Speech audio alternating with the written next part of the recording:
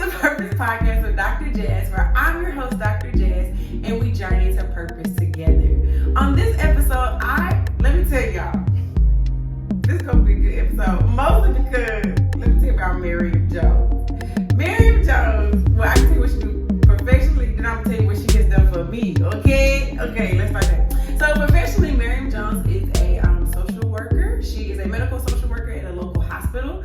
And also she has her own nonprofit organization called For Our Mothers. And what For Our Mothers does is right now they are a channel to get more information out about human trafficking. But in the next couple of years, because we need your donations, okay? We growing. Where she's going to be a place where people that have been human trafficked can come and get rest and reconciliation and just be entered back into our community. So yeah, that's what she does professionally. Now let me tell you what Mariam has done for me. I was homeless, y'all. Okay, I'm really homeless. I'm dramatic. But I could have been homeless, y'all, and Mariam took me in, okay? I call her my little savior, but she don't like when I call her that because that's really Jesus. But that's a lot of responsibility. But not for real. No, for real though. For real. I don't know if y'all know a quick story about me. I quit my job at the beginning of 2020. And you know, bills keep coming even when you don't have no job. So I had to move out of my apartment, and Mariam so graciously allowed me to live with her. So we've been here about a year. Well, I've been here about a year. And it's been a great time. Well, I think so. I hope Mariam feels like it's been fun. You know, like I don't know, I maybe overstepping my boundaries, y'all. But anyway, so yeah, this is my roommate and my friend, Mariam Jones. And as y'all know, we just jumped right in. So let's get started. Hey, Mariam. Hey, Jen. How are you doing today? I'm doing good. Yeah, I told myself I'm at right. So she not. Okay, so here's the first question. What does purpose mean to you? Ooh. I feel like that definition changes a lot. Okay. But I would ultimately say, for me, purpose is, I feel like purpose is what moves you in life. Okay. Is what is ingrained in you. I feel like for some reason, I just feel like everything that we do in life, whether it's good, bad, ugly, or sad, it is all towards our purpose. So I just feel like someone told me this before. They were like, your purpose is a part of your spiritual DNA. And like, I've been living by that since I've heard that. Because I was like, that's very true. Like everything that we do in life, I feel like you can apply to your purpose, or was a life lesson learned for your purpose. So that's interesting. So you said good, bad, happy, sad, whatever you said. I don't know what you said, but the way you said it. Yeah. I think that's interesting because we don't think of like our sad moments or our quote unquote bad moments as going to our purpose. Can you explain like more about what you mean when you say that? Okay, so when I say like bad or sad moments, I feel like anytime we go through like a bad moment, I would say sad moment. Okay. So in 2018, my mom passed away.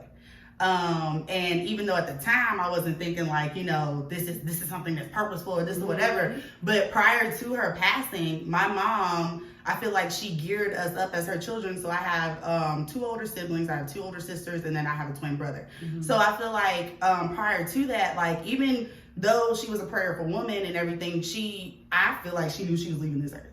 So she was preparing us prior to that. And then when we had the moment, like when she passed away, we were all sad and we all grieved, and we're still like grieving comes in waves. So we're still grieving that. But from her passing, I feel like it propelled all of us as her children to move forward, one, but also like take the learning lessons that we learned from her life. Like, I mean, she was a very spiritual woman. She was very much heavily into the church. So she always taught us like, you know, if you're going through something, you know, pray about it. If you're dealing with this, you know, go to God about it. And her leaving this earth propelled me to do that on my own. Because I honestly thought I could get to heaven through my mama. So like that's not how it worked out. That's not. So I was just like, you know, anytime I was going through something in college or just like, I mean, because she was there up until I was in my grad school, in the last semester of my grad school year when she passed away.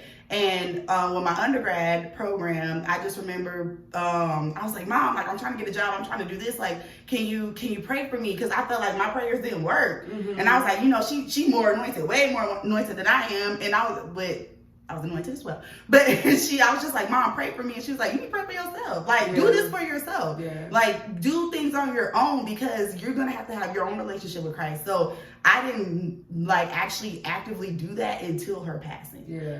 And even though it's a sad moment, like, of course I miss her, but there was purpose in that. That wasn't just a one only purpose, but I was like, that began a budding relationship between me and Christ. Yeah. On my own. Yeah. So when I talk about like through bad, sad, happy, mad, like anytime we go through a situation in life, we can apply that to our purpose because we realize in those moments we have a lesson that teaches us, like, you know, because my spiritual life is a big deal for my purpose right now. So, you know, it helped me.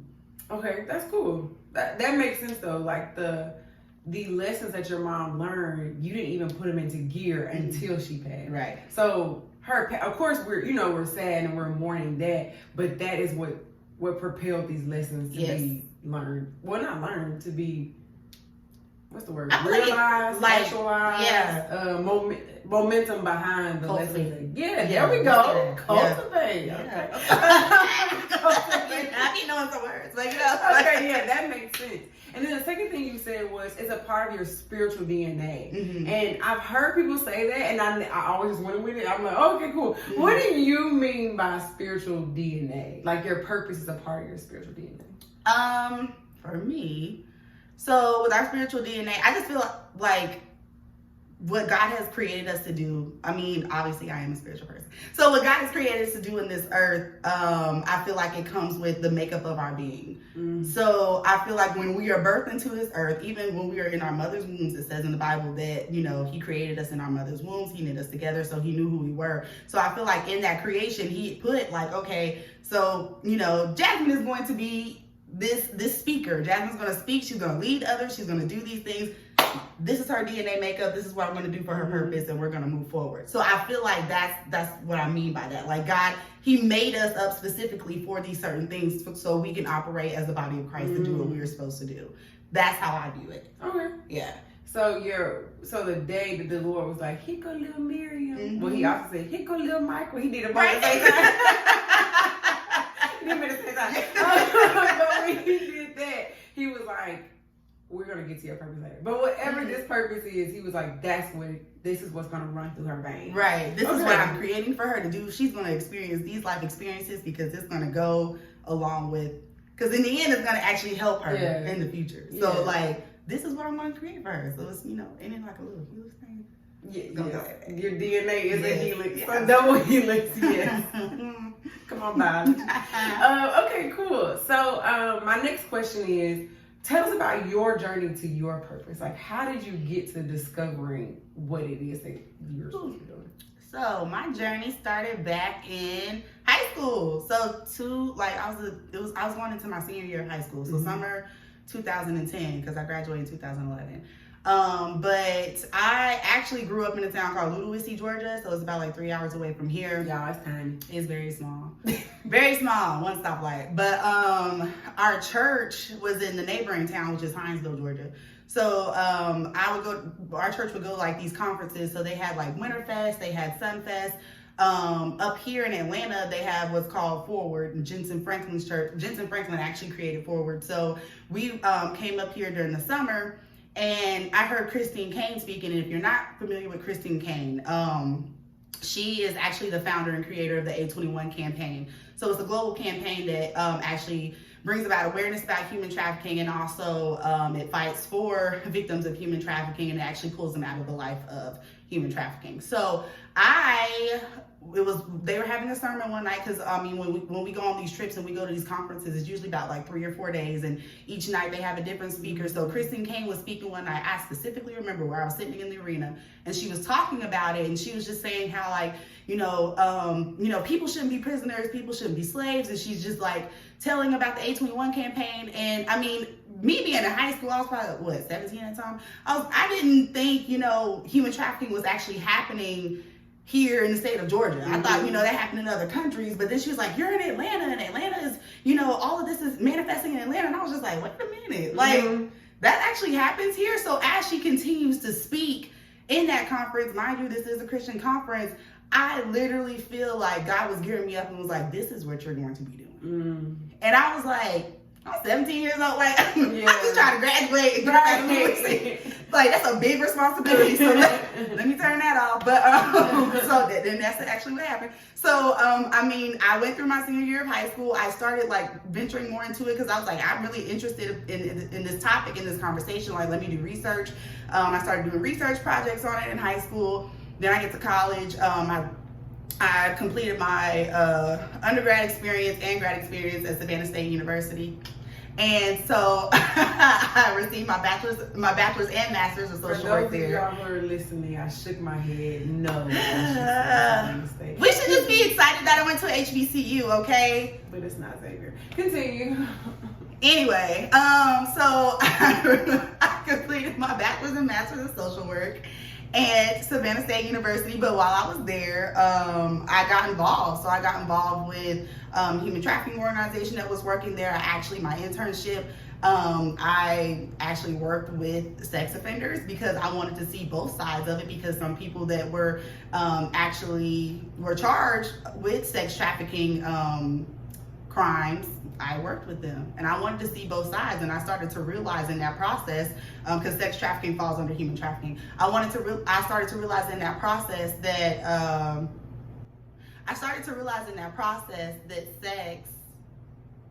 sexual abuse is a cycle.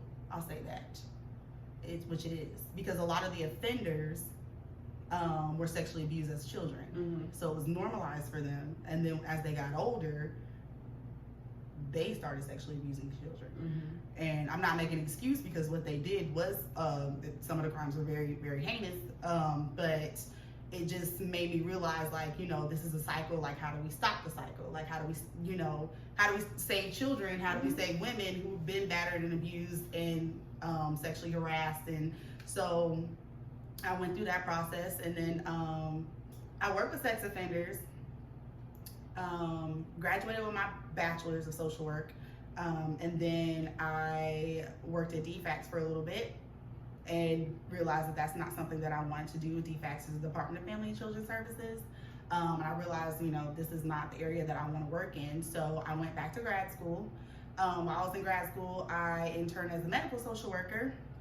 And then once I completed my stint there, graduated, and all of a sudden I couldn't get a job anywhere.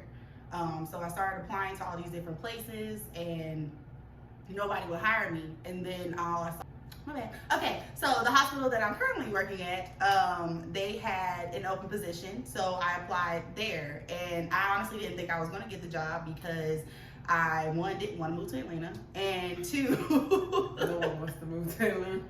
Two, I just got out of grad school. Even though I had a year's worth of medical experience, experience as a medical social worker, I did not want to basically work as a social worker at a hospital. Like, I had completely different plans. I had planned on staying in Savannah. I had planned on, just finding a job there and just working there. But apparently God had different plans. So I ended up getting hired. Like, I applied. The week later, I got a phone call from my current manager saying that they wanted to interview me. I drive up the following week, got hired. The next week, I actually started looking for apartments, and then the week after that, boom, I'm here in Atlanta, which I was very shocked. I did not want to move to Atlanta. Like, I was like, God, anywhere but Atlanta. So, but I ended up here. So I started working, and I started noticing like different things that was going on. I would be driving down certain streets. I started noticing, I would see women standing on the corners late at night, and I would just be like, that kind of looks like, I see a guy in the corner. I start peeping at him. I'm like, he looks like he's her pimp, and she ain't selling pies, But so I was just like, there's something going on right here. It's strange. And all of a sudden, I just started feeling this tugging at my heart. God started bringing memories back into my mind about, I called you to work with human trafficking victims. I called you to work with sex trafficking victims. And so all of a sudden, I was just like, okay, I need to get involved. So I tried to start getting involved with organizations that are here in Atlanta, but that's when COVID really kicked off. So when COVID kicked off, a lot of people were like, we're not actually not even like going out and doing most of the things we can, because we're all trying to handle a pandemic. So during that time, I was just like, okay, so I'm not, people can't get me into volunteer. Every time I try to volunteer, it's like a shut door. Even, I mean, a little bit prior to COVID, like people really didn't respond when I would send in resumes or anything. And I remember you and I were talking on the couch one time, and you were just like, why don't you just start your own nonprofit? I don't even remember saying that. You did say that. Because I always said, I was like, I'm just gonna have a group home that I can just have these people here and blah, blah, blah, blah. And he was like, you just start your own nonprofit. And it was like after I had a trip from Savannah. I came back from Savannah. I was crying. I was just like, man, I just want to move back because stuff ain't working out in Atlanta. Yeah. And then he was like, Mariam, you had talked to me about Israelites and everything. He was like, well, why don't you just start your own nonprofit? And I was like, crazy? I ain't got no money to start no nonprofit. And then the next day, God was like, you gonna start it. Like, there's a reason why you didn't, you weren't getting callbacks. There's a reason why you didn't do this. There's a reason why, I mean, you know, people weren't trying to have you on in that capacity, because I was trying to come on and be a volunteer, and then the following day, I remember, because I had time off, I started sending out emails. I was like, well, I'll just start emailing all the people that I try to volunteer with. I'll email because all their CEOs information would be on their website. So I started emailing them, and I was just like, they're probably not gonna respond. Literally 2 days later, every organization CEO that I responded to, all of them, even if it wasn't the CEO, it would literally be like their secretary, and they're like, oh, we want to get you in contact with our head person, and y'all can have a phone conversation, since we really just want you to start this because this is amazing. We need this in our community. Even though we already have these, we also need up and coming people to come in. And I was just like, God, I got this response from them, but when I was volunteering, nobody could say anything. Like, I was amazed. So, I mean, that's literally like the timeline of how we got to For Our Mothers. For Our Mothers was birthed, and we are now providing information to the community about human trafficking, sex trafficking, labor trafficking, all those things. So, yeah. Cool. So one of the things that you mentioned in this story, also, I really don't remember saying that to her, y'all. She did. I just be talking. I do. I just be like, maybe you do this. Anyway, one of the things I heard you say, though, which was interesting, is that all the doors that you were trying to go through were closed, even though they look similar to your purpose, right? Like, okay, I'm supposed to do human trafficking. I'm supposed to work with, not do human trafficking, Lord Jesus. Work with human trafficking victims. You want me to be a pill? No. So I want to do that. So, and you did what made logical sense. Can you speak to people who are listening that have done that? Like, I'm doing the thing that makes logical sense, but it's still not working. Like, how did you feel when those doors kept closing until it directed you to, oh, it's supposed to be For Our Mother? Like, how did you feel in that moment? I questioned myself. I questioned myself a lot, because I was like, did I really hear you? What?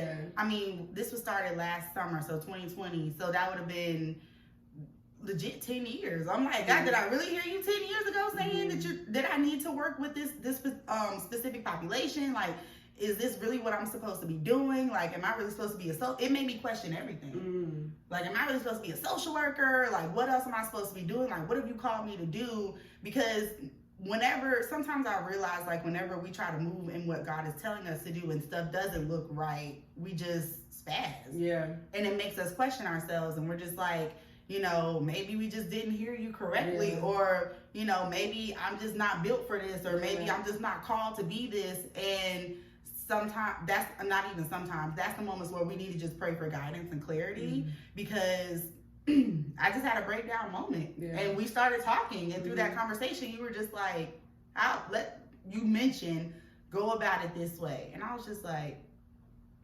okay. Like, even though it felt weird, I was like, I didn't try it this way before. I didn't try, like, hey, let me start my own. Or I did at one point think, like I said, I wanted to have a group home, but I didn't know how it was going to come about. I always knew I was going to have a group home. I always knew that I was going to have some type of facility or some type of building that was going to cater specifically to sex trafficking victims, labor trafficking victims. I knew that, but I did not know it's going to fall under you having your own nonprofit. Right. Like, I did not know that. Right. So, I mean, when we sit down and we ask for clarity, we don't know how it's going to come about, and it came up in that conversation. So then whenever I moved forward and started emailing people, even though it felt stupid, like, you know, God, they didn't respond to me when I was trying to volunteer. You really think they're going to respond to me? And I'm trying to be like I'm trying to be a boss. But they did. Yeah. So it was like, okay. Yeah. So I mean, it just worked out how it's supposed to work out. So I feel like in those situations when you feel like every door is closed and you just don't know what to do, even though you know God has called you to do this, or you know that this is something that you're passionate about and you're supposed to be doing it, take a step back, reset, ask for clarity, and then see how he's going to proceed in moving you forward. Yeah, I'm with that. Yeah. I think it just speaks to how many times I heard a man say a long time ago, God speaks a word and we write a story. And we write these stories. So God said have a group home and you're thinking, oh, I'm going to manage a group home under another nonprofit. Right? Like you have written this story. And we all do it. I'm just using you as an example. And I think when it comes to our purpose, we have to let go of the stories. You have to stick with the word that you heard, right? So the word was group home. And then you have to figure out, like where that's going to come from. And I just think what's so powerful about your story is they responded when you want to be. They responded to your purpose when you were in purpose. So like when you want to be a volunteer, and that's not to say that you're not going to be a volunteer next week. Right. But when that was what you thought you were supposed to be doing, they didn't respond. But when you were in purpose, emailing them, they immediately responded. And I think when it comes to our purpose, a lot of times we're just knocking on doors that we think will never open. And I always tell people it's a journey, right? So in that journey, if the door doesn't open, go to the next door, right? If that door don't open, go to the next door. You know how many doors that I've been knocking on? And I think that when it comes, like I said, when it comes to our purpose, when you're in purpose, people will respond to you. And I think a lot of times we're trying to create a story out of this word, and it don't fit. It don't go. Right. And then like Mariam said, you feel discouraged, but that's not what you're supposed to be doing. So that was good. Yeah. Thank you for that. You're so silly. So my next question, I like to think about the barriers to purpose. So in your profession, we're going to switch gears a little bit and then we'll get back to you. In your professional opinion, as a social worker, as someone who works with people all day, in medical social work, if you don't know, for Mariam, is not really counseling people, but she definitely has to work with some barriers to get people up out the hospital. Sure do. Okay. So in your professional work, and in your schooling, what are some things that you have seen people go through that has stopped them from pursuing their purpose? Is a barrier, most definitely. We all deal with different stressors. So one thing that I've noticed when it comes to working with the populations that I work with at the hospital is that, because I get all types of people. I'm actually I work on what's called a complex med surge floor, which is actually me getting patients who just had surgery, basically like on their knee or on their arm, on their leg, orthopedic surgery, any of those things. But since COVID, I've been getting a mix of people. So I get young, old, like multiple health problems. But one thing that I've noticed is that a lot of people in this setting, because I feel like when I interned as a hospital social worker at Memorial Hospital in Savannah, it was totally different from me being a social worker here in Atlanta. A lot of social issues are a big deal. Social issues like finances, just how sometimes we can just take for granted like basic things. I can get up and go do things on my own. People literally are suffering out here because they do not have the financial means to help themselves. And so if you don't have like your basic needs met, like we talk about Maslow's hierarchy of needs, if we don't have like the basic needs met, like I don't have shelter, I don't have water, I don't have food, who think about a purpose? Right. No, that's real life. Right. Like I don't have these things. So like if I can't get these things for myself, or if I have to basically like beg, borrow, and scrape to get to where I'm trying to go, I'm not thinking, my purpose will probably be on the back burner because I'm just like, I'm trying to focus on this one thing. Can I eat tonight? Can I have somewhere to lay my head tonight? Can I have someone to just give me a hug and tell me everything's okay? So I think about those things when I see the patients that I deal with. Mm-hmm. And a lot of them, like, they have a great potential. Like, some people, even though it's not therapy, me working in the hospital, they hear the word social worker, so automatically I come and sit down and they're just like, man, let me tell you about my life story. And I'm in there for like an hour and I'm just like, I have a meeting to go to, or I got other patients. I have like 17 other patients to see, but they'll talk, and some people are really just like, I don't have anything. Yeah. And it's young people, it's people our ages, and they don't have any support. So it's just like, when you don't have, like I said, your basic needs met, you're not, some people, because other people, they don't even have their basic needs, but we've had folks that they don't have their basic needs met, but they have actually gone out and done what they needed to do. They came back to the hospital, usually like it's for a medication or something. But, and they give us an update on how they're doing. But I mean, some people, if they don't have their basic needs met, they're not focused on a purpose. Yeah. They're not focused on what I need to be doing. Like, they're focused on, how do I get myself, they're focused on the moment. Like, how do I get myself out of this situation right now? Yeah. So. And I think that moment-to-moment living is difficult for anyone searching for the purpose. So even if you do have your basic need met, even if you do, know where your paycheck is coming from, if you do know where you're going to lay your head at night, moment-to-moment living is hard when it comes to your purpose. Because purpose is long-term. It is vision casting. It is seeing the group home when I'm 17 and you were 28 now? Yes. And it ain't no group home here, but we still know it's coming. That is what purpose is the 11-year, and I'm thinking about Joseph right now. If you're not familiar with the story of Joseph in the Bible, when he was younger, he had this dream that he was going to rule over his brothers. And his brothers were jealous of him for that, so they sold him to slavery.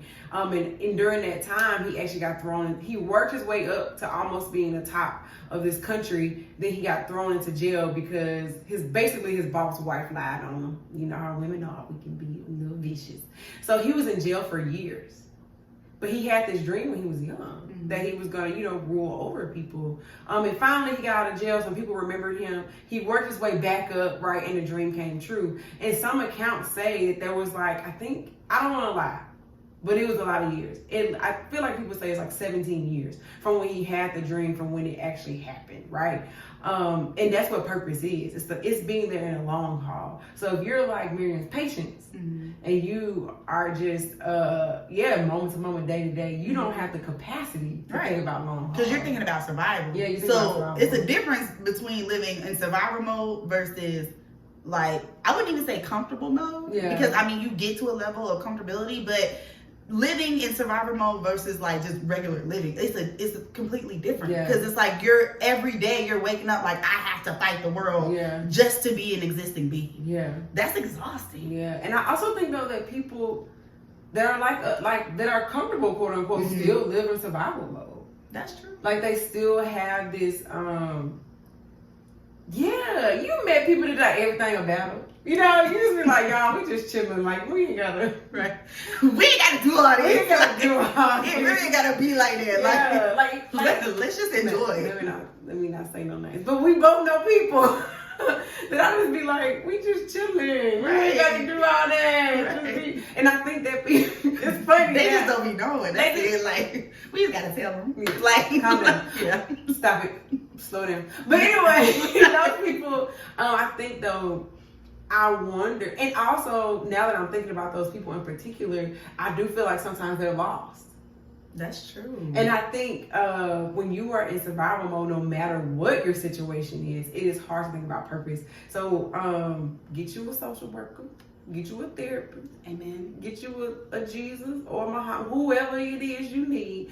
Get that person so you can find peace, so you can actually search for your purpose. Because I think there are people that are listening that are man, what is my purpose? And they're going day by day. Yeah. And purpose, like I said earlier, purpose is long term. Mariam was 17 when she had this dream. She is 28, and this is no shade to her, but she's just now at a point where she can work on it, right? Not she's just now working on it, but she's just now able to. She just now has the bandwidth to work on it. And I had the money. And the money, because that's important. And I think that it's important that when you're looking for your purpose, that you remember that it's a long haul game. This is not something that's gonna happen overnight. Mm-hmm. When she was 17, who was gonna trust her with thousands of dollars to build a group home? Not me. Right? So I think that you have to remember that, right, when you're working on your purpose. So thank you for that. Yeah. This is not my last question. I always say it's my last question, and it's not. But is there a way that you can condense what your purpose is succinctly? Like, we know what your vision is for your life, but what is your purpose? Purpose. My purpose in life, I have what the Holy Spirit told me in my head, and I'm kind of nervous to say it. So my purpose in life is to... It really is what it is. But my purpose in life is to bring deliverance to others. And I'm scared. Y'all, like, when I tell you I'm scared to say this, like, part of me kind of want to cry a little bit, but I ain't going to do that, you know. Cry in my bed at night. But, like, so...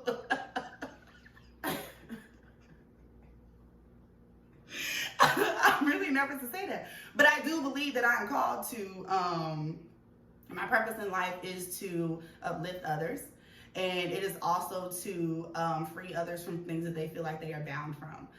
And I cannot solely do that as like just a human being. So that's why I also have a relationship with Christ, because ultimately the Lord sets people free. So I am a vessel that He will use to set others free. So that is my purpose in life. That's what I'm passionate about in life, because not only do I do this on trying to do this on a level for other people to see in life, like with for our mothers and all these other things, spiritually, that's what I'm called to do. So yeah, that is my purpose. It's interesting that you are afraid to say that. So what is the, because I think some other people are afraid to say theirs too. So what is besides fear, what is the emotion that is like coming up, social workers? So you better get No, I'm just, no, but seriously, like what is coming up now? Is it the fear that it's real now? Is it the fear, like what is the fear? Because I'm telling you, I think there are other people that are like, I don't never really talk about it. Right. So the thing is, there's two things. One, fear of responsibility. Because... keep going. Yeah. So like fear of responsibility, because whenever you actually know what you're supposed to be doing on this earth, whether you are a Christian, whatever you believe in, when you know that what you are responsible for doing, what you are called to do on this earth, you become responsible for that thing. So it's just stepping up to that plate, because again, bringing it back to myself, me saying that I do believe that I will be delivering others, I deliver others spiritually, that calls for me to step up into a place of like, you can't be doing certain stuff. You can't, and it can be simple stuff. Like I don't really feel like I do anything now, but it's like even like the simplest things, like certain things you can't let come out of your mouth. And the people that are around you, the people that actually support you, who are your real friends, there are going to be moments where iron sharpens iron. That's one thing that we learned. There are going to be moments where they're going to have to tell you about yourself, because you have to be a better person to others. And sometimes we don't like it when people tell us about ourselves. We don't like that. We don't. Sometimes, I mean, even in the delivery, like, I mean, sometimes you tell me about myself and I be like, you had to do that. Like, I'll think I be like, dang, Jazz. But it's needed, because I need to work on that for myself. If I'm going to be saying, like, this is what I will be doing in the community, this is what, because God has also called me in that to be, in me, like, delivering others, He has called me to be a leader. So if I'm going to be a leader in this, I have to work on myself. That's a lot. That's a lot of responsibility, because sometimes I'm like, first of all, I don't want to lead nobody nowhere. Like, girl, like, I don't want to. Yeah. But, you know, your purpose is not always about you. Like, God gave it to you, but it's not always about you. Yeah. I remember a pastor saying one time, he was like, we are in a movie production that has nothing to do with us. Yeah.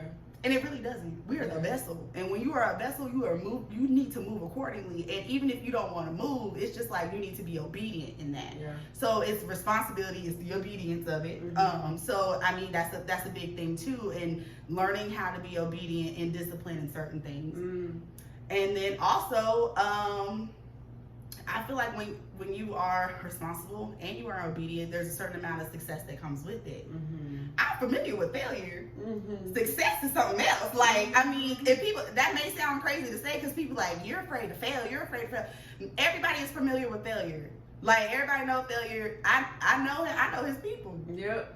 I know them. They live on ponds. Like, I know them. Like, I know it's people. So people are familiar with failure. It's the success that comes with it because it's a cycle. Because whenever you get to a certain level of success, that obedience and responsibility, that has to start all the way over again. It's continuous. So it's just knowing that, and then it's just like, okay, am I going to step into this? Yes, you are. Yeah. Because I mean, you can choose whether or not you want to, but are you really going to be happy in that? Yeah. Are you going to be content? Are you going to be at peace? Yeah. I'm not going to, because I know what I'm supposed to be doing. Yeah. That's good. Yeah. I think the fear of responsibility and the fear of success are things that we really talk about when it comes to purpose. Fear of success has come up a lot on this podcast, but not responsibility. And I think that's one that I struggle with too. I be like, oh Lord, I gotta take care of all these people, right? And I think that's one that we minimize a lot. Like, if the Lord really calls you to have a group home, that means there's going to be people who you have to pay on staff. That means you got to keep the lights on. That that means you have to have a program for these girls to go through. Like, that's 3 things right there that you're responsible for. Right.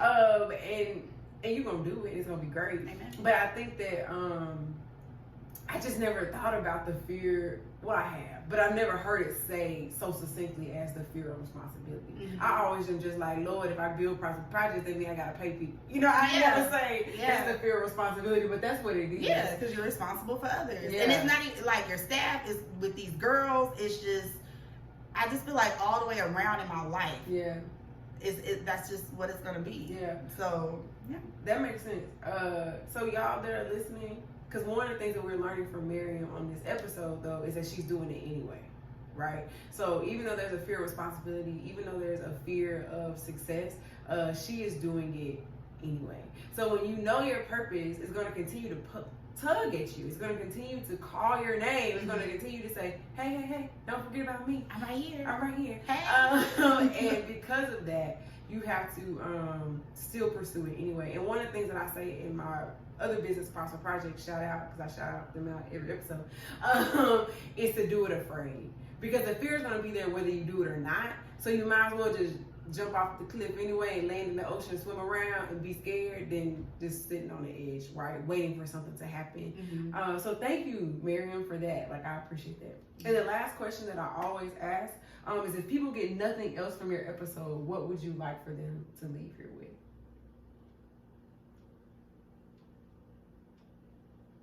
Sorry. Sorry. Why are you sorry? Because my thoughts. But if they get nothing else if people get nothing else from my episode, what would I like for them to leave here with? I would say continue to push towards your purpose. And if you don't know what your purpose is, I would say pray about it. If you believe in prayer, pray about it. Or just do some soul searching and find out what it is. Because ultimately, my biggest thing is, like, I told myself, when I get to like 80 or 90 years old, I don't want to look back and think, what could I have done? And I feel like when people don't pursue their purpose, that's what happens. Yeah. I feel like when you pursue your purpose, and even if you don't hit your purpose until you're like 50 or something, when you pursue your purpose and what you were supposed to be doing in this life, you don't have to ask or have to answer those questions when you get to a certain age. Or when we stand before, for those who believe in God, when we stand before God and he's like, what did you do with the talents that I given you? I want to be completely wrung out. I want to be like, God, I did it all. Like, that's why I'm tired. Woo! Like, I want it to be that. So if nothing else, just continue to pursue what you are led to do in your life. Whatever's tugging at your heart, whatever you feel like God has called you to do. And so you don't have to ask what did I not do? Or I'm not fulfilled whenever you hit a certain age or whenever you stand before the Lord. So I would say that. All right. Well, this concludes this episode of the Purpose Podcast with Dr. Jazz, where I'm Dr. Jazz and we journey to purpose together. Thank you to our guest, Mariam Jones, for being here. And we will see you all next week. Bye.